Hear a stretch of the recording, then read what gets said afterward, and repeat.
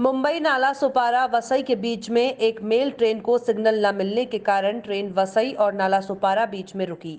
उसी दौरान कुछ पैसेंजर ट्रेन से नीचे उतरकर नाला सुपारा की तरफ आ रहे थे। उन्होंने पीछे की तरफ न देखते हुए रेल पटरी को पार करते हुए उसी हादसे में 6 लोगों की जान चली गई। हादसे में सभी पैसेंजर बताए जा रहे हैं।